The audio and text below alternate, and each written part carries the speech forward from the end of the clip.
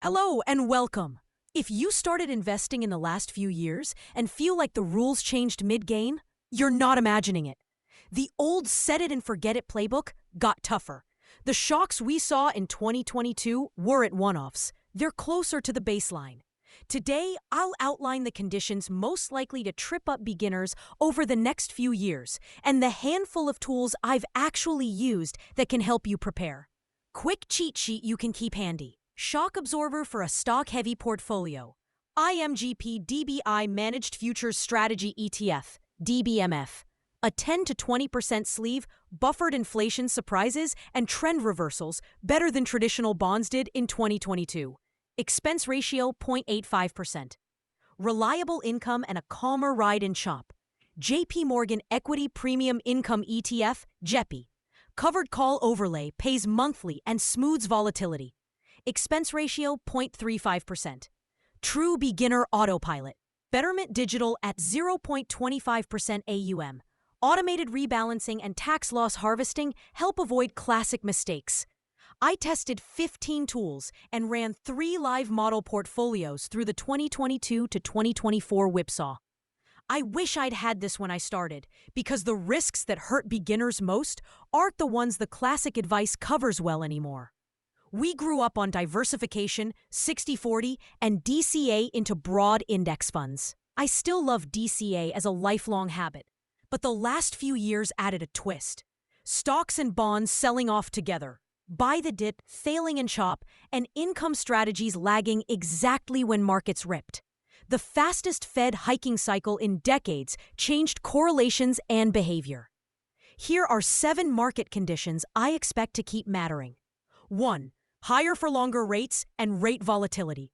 Elevated. Jumpy yields compress equity multiples and pressure long-duration assets, bonds included. The 60-40 can struggle when both sides fall. When the 10-year sits above roughly 4.5%, the risk-free alternative starts looking competitive, and big reallocations can whipsaw beginners. 2. Inflation spikes and regime shifts. Upside surprises push stock-bond correlations higher at the worst moments. Tips don't always save you because inflation shocks often tag along with commodities, policy shifts, and supply snarls. Build tools that work when inflation trends. 3. Choppy, range-bound markets. These punish buy-the-dip and momentum habits. You get head fakes and randomness. Income strategies help here. You're paid to wait, which keeps you from forcing bad trades. 4. Volatility spikes and correlation shocks. Everything falls together, stops trigger, and fills slip. The VIX has spent more time above 20 in the past 3 years than in much of the prior decade. Assume more noise more often. 5. Narrow market breadth and factor rotations. A few megacaps can carry the index while small caps lag, until leadership flips fast. As of 2024, the top 10 S&P 500 names are over 30% of the index. Concentration creates hidden risks.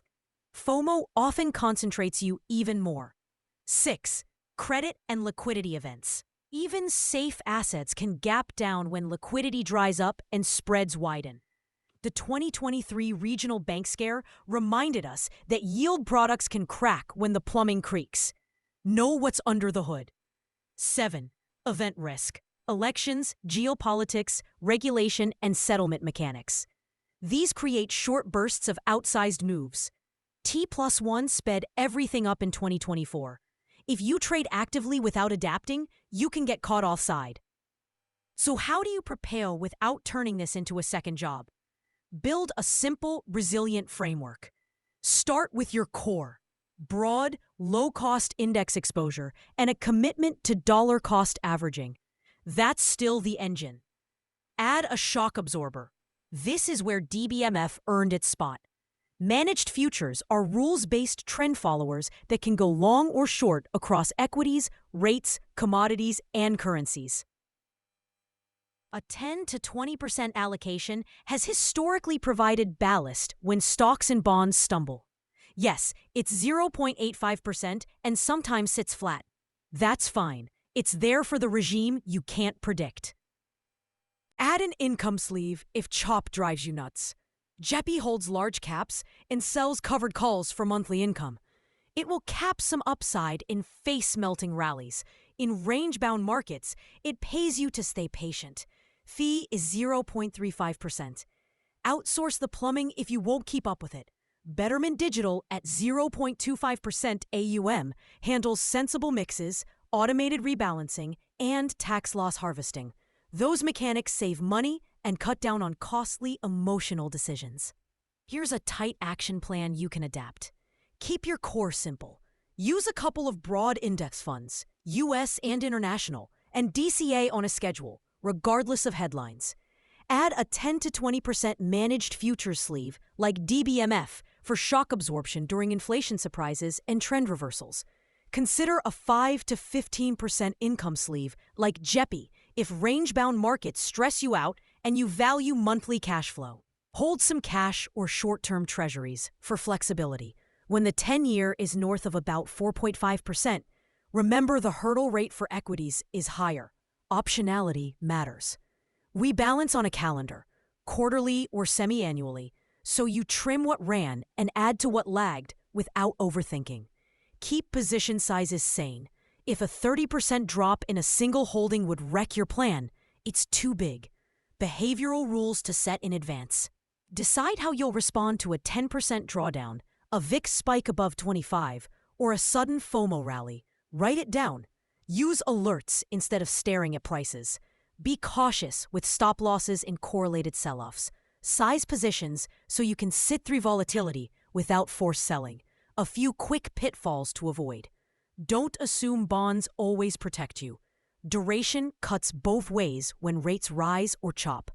Don't chase last year's winners blindly. Breadth narrows and rotates. Don't end up with a closet portfolio of 10 megacaps. Don't stretch for yield in opaque products. When liquidity vanishes, complexity bites. Don't day trade around event risk without understanding T+1 settlement and options dynamics.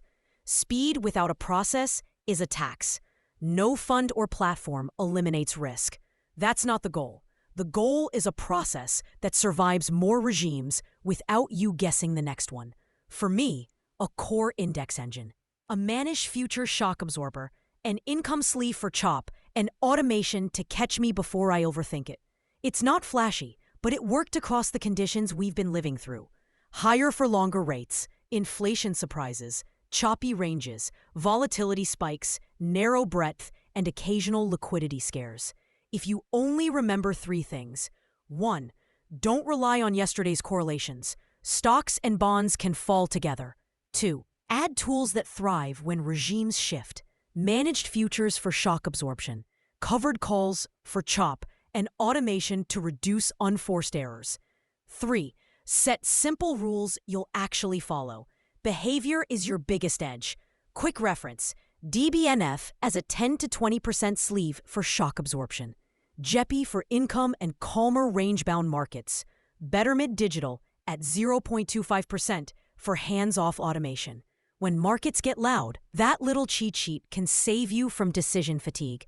As always, this is education, not personal advice. Your situation, timeline, and risk tolerance matter more than any single product. But if the last few years taught us anything, it's that preparing for multiple regimes is no longer optional. Build the plan now, so when the next surprise hits, you're not scrambling, you're executing. Thanks for listening, and here's to investing with eyes wide open.